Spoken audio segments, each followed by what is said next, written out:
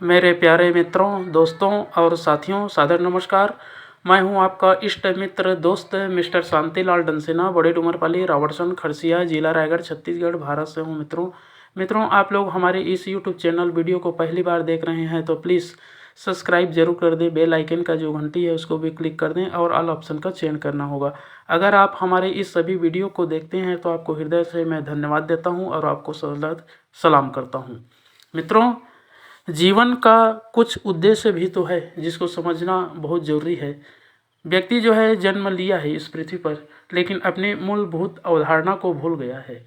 जब तक अपने उद्देश्य को समझ नहीं पाता है तब तक वो इस संसार के रंगमंच में खेलता हुआ समय को व्यतीत करके जीवन लीला को समाप्त कर देता है और अंत में वो अधोगति को भी प्राप्त कर लेता है। क्योंकि व्यक्ति जो है सिर्फ काम करता है, खाता है, पीता है, सोता है, उतने में ही जीवन लीला समझता है और पशु जैसा आचरण करते हुए अपने जीवन को समाप्त कर देता है। व्यक्ति का उद्देश्य ये नहीं है। जब व्यक्ति जन्म हुआ है इस पृथ्वी पर, ईश्वर ने पूरे विश्व ब्रह्मांड का मालिक बना करके इस पृथ्वी पर कुछ करने के लिए भेजा है। अपने उद्देश्य की मूलभूत अवधारणा को पहचानने के लिए भेजा है।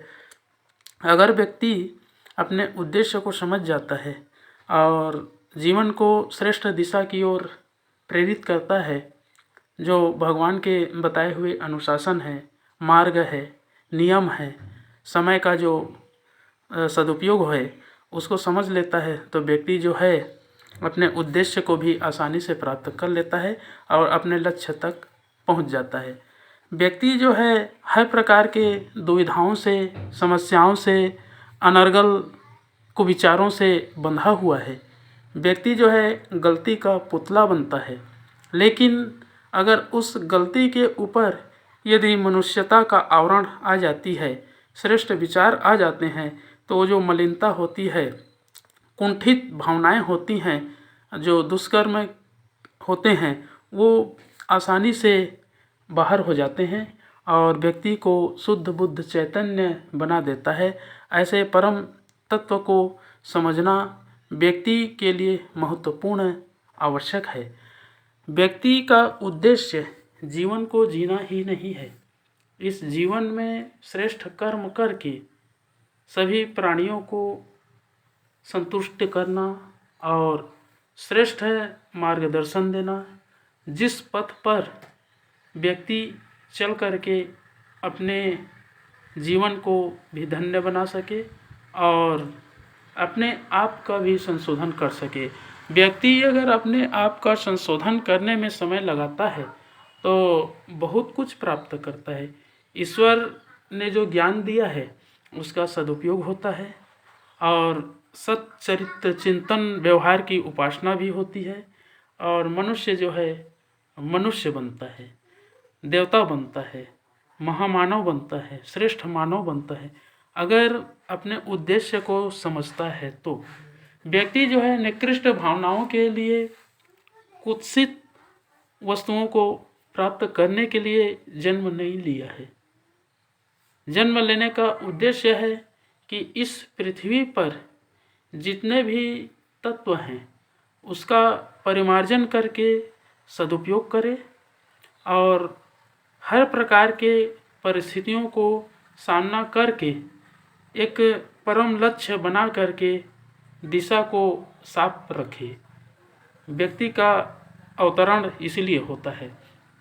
अगर भगवान ने हर प्राणी को विवेक नहीं दिया है, भगवान ने केवल व्यक्ति मानव जाति को ही ऐसा दिव्य विभूति विवेक दिया है जिसका सदुपयोग करके अपना जीवन को भी धन्य बना लेता है और उनके जो अनुयायी हैं, उनके सहचर हैं, जो साथ में चलने वाले हैं, वो भी उनको देख करके श्रेष्ठ जीवन को परिलक्षित करते हैं और आगे मार्ग प्रशस्त भी होते हैं। मित्रों, जब तक व्यक्ति अपने उद्देश्य को समझेगा नहीं तब तक वो श्रेष्ठ कार्य नहीं कर पाएगा। प्रकृति और पर्यावरण साक्षी है, धरती माता भी साक्षी है जो नारकीय यंत्रणाएं मनुष्यों द्वारा किया जा रहा है सबको स्पष्ट देख रही है और उसका परिणाम भी भुगतना पड़ता है। उसका परिणाम स्वयं अपने आप में मिलती है। प्रकृति इतनी निष्ठुर नहीं है, दया सबके ऊपर करती है, लेकिन दया कब करती है? जब व्यक्ति अज्ञान रहता है। जब ज्ञान हो जाता है और ज्ञान हो करके फिर वो दुष्कर्म करता है तो उसका प्रायश्चित करते करते जीवन समाप्त हो जाता है, लेकिन प्रायश्चित नहीं हो पाता है और उस सज़ा की यातना में भुगतता हुआ व्यक्ति जो है अपने परम जो लक्ष्य है उससे भटक जाता है और कलंकित हो जाता है, समाज पर एक कलंक बन जाता है। तो उद्देश्य कहाँ से प्राप्त हुआ? तो इसलिए व्यक्ति चाहता है अपने मूलभूत उद्देश्य को समझें और जीवन को सार्थक बनाएं। उसके लिए एक गायत्री मंत्र ही सर्वश्रेष्ठ आधार है। अगर इसका अनुसरण कर लेते हैं तो जीवन का उद्देश्य भी समझ में आ जाएगा और जो दिनचर्या है, जीवनचर्या है, वो भी व्यवस्थित हो जाती है।